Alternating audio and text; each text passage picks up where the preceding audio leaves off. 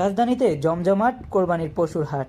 ঈদুল আজহা দরজায় কড়া নাড়ছে, আর এরই সাথে রাজধানী ঢাকার বিভিন্ন প্রান্তে জমে উঠেছে কোরবানির পশুর হাট।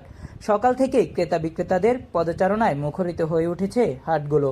নানা আকারের গরু ছাগলের সমাহার দেখা যাচ্ছে, যা ঈদকে কেন্দ্র করে এক উৎসবমুখর পরিবেশ সৃষ্টি করেছে। রাজধানীর বিভিন্ন স্থানে অস্থায়ী ও স্থায়ী পশুর হাটগুলোতে দূর দূরান্ত থেকে ব্যাপারীরা তাদের পশু নিয়ে এসেছেন।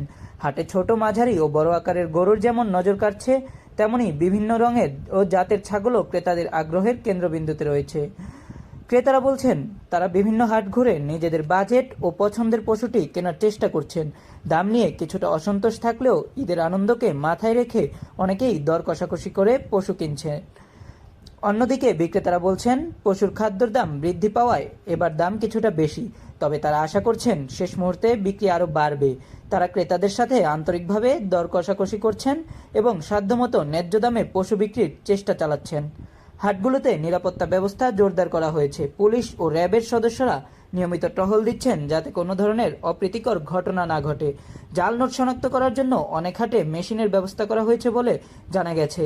এছাড়া পশু চিকিৎসকদের দলও হাটে উপস্থিত থেকে পশুদের স্বাস্থ্য পরীক্ষা করছেন। ঢাকা দক্ষিণ ও উত্তর সিটি কর্পোরেশন কর্তৃপক্ষ জানিয়েছে, তারা হাটগুলোর সার্বিক ব্যবস্থাপনার দিকে নজর রাখছেন এবং ক্রেতা বিক্রেতাদের সুবিধার্থে প্রয়োজনীয় ব্যবস্থা নিচ্ছেন। পানি সরবরাহ, পয় নিষ্কাশন এবং বর্জ্য ব্যবস্থাপনার দিকে বিশেষ গুরুত্ব দেওয়া হচ্ছে। কোরবানির ঈদকে সামনে রেখে ঢাকার পশুর হাটগুলো এখন সরগরম। শেষ পর্যন্ত কেমন বেচাকেনা হয় এবং ক্রেতা বিক্রেতারা শেষ পর্যন্ত কতটা সন্তুষ্ট হন, সেটাই এখন দেখার বিষয়। কাজী এহসানুল হক জিহাদ, বাংলা দর্পণ, ঢাকা।